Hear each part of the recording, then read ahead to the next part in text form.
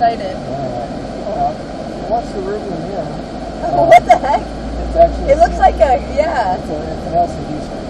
Okay. So you can see everything just like that. It doesn't matter because the camera is. Yeah, it just looks like a video. So if we want to see who's behind us, that's really cool. Alright, we're going to run the windows down. That's the rules. Turn the AC off. There's all the horsepower for the track. Oh, is that the rule? Yeah. They don't want any broken glass if we have an incident.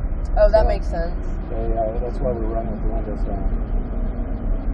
We'll pull up to the pit marshal here and she'll tell us when it's okay to go on track. She's talking to the other tunnel workers. She's making a visual. She's seeing when cars are coming down the front straight. She's doing that. Gonna get a configuration man. Alright, let's go on track. This was what's called a dual clutch transmission. Seconds.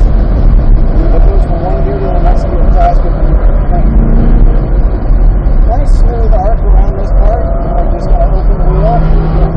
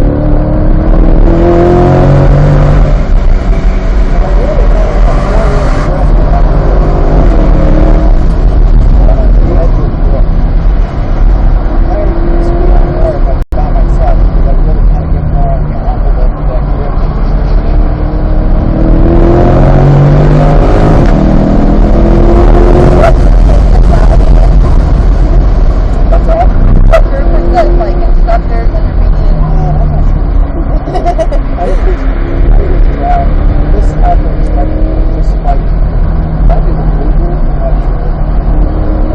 It's up there. They're not bad. Well, yeah, they just seem slower than when I was out with you.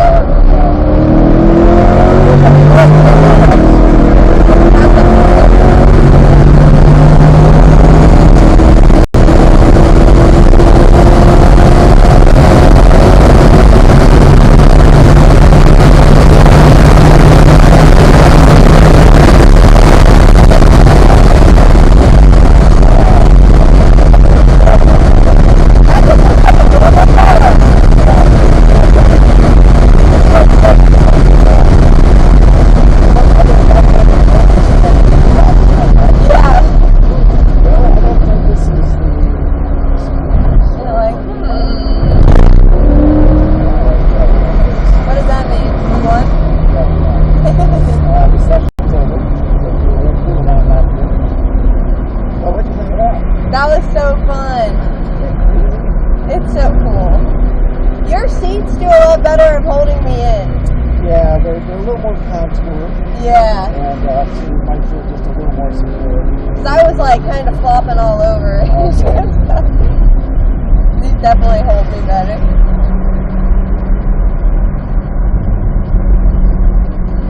Yeah, this hobby is nutty. It's absolutely crazy. Yeah. But when I first learned about it, I was like, I've got to do that. Like, how can you not want to do that? Oh my gosh. Yeah. And I'm just so thankful to be able to participate in all these fun cars that you can drive on the street, drive on the track, and drive around courses.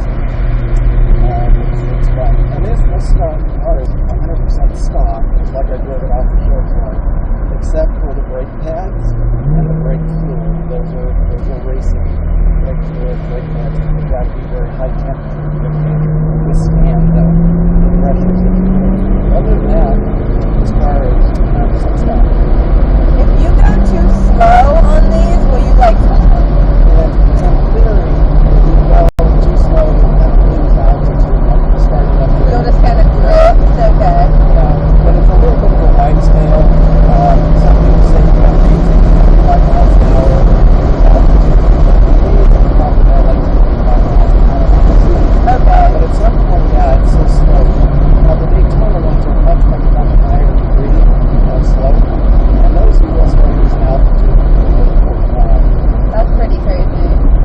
So is this your car that you drive day to day? I'm guessing. It is? That's so cool. Yeah, it's when I come to get a crossover vehicle. Everybody's like, what kind of car do you have? I say, I got a crossover vehicle. They think I got an SUV. And I'm like, no, I got a Corvette that I drive on the street and I drive on the track. So that's crazy because, so even though you have like the racing brake pads, you just, I mean, I guess it's extra good for on the street. I take those off when I'm on the street. Okay. Because they're super expensive and I don't want to wear them out on the street. So I've got street pads that I put on when I'm going to be on the street. Now, if it's only a few days between another track event, sure, I'll leave mine. And I can drive them on the street. There's no problem doing that. It's just that, why wear them out? Yeah. Going to the grocery store. And they have a very annoying, you can pull that little ribbon on your helmet and undo your strap. Actually pull your helmet up if you want to. The brake pads, the race brake pads, have a very annoying characteristic, and that is when they're cold, they squeal. Oh. I don't mean just like a little squeak. I mean they squeal like a dog 6 blocks away goes, what is that? And so when you're on the street, you're pulling up to a stop sign, and they just squeal and squawk, and people are like, dude, can you not afford brakes? Yeah, like you got that nice of a car, and your brakes sound like that. Exactly.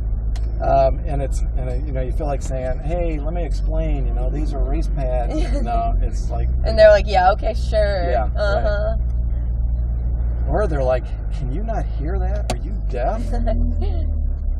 Why do they squeak? Because they're a very high metallic content, which allows them to hold these 12 to 1400 degree rotors that, we get heated up. So as a result of that, the high metallic content, when it's cold, it just has that property of kind of squeaking. Interesting. So your steering wheel's like a square. Does that help?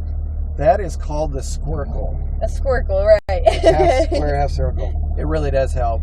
It gives me more leg room down here and allows me to have better visibility here because I have a head-up display up here. Okay. So there's actually a camera that's projecting up there my speed, gear, and so forth, RPMs, that I can see right up there, so I don't even have to look down here. Yeah. But when I look down here, I got all this stuff. Oh, where's the time? All right.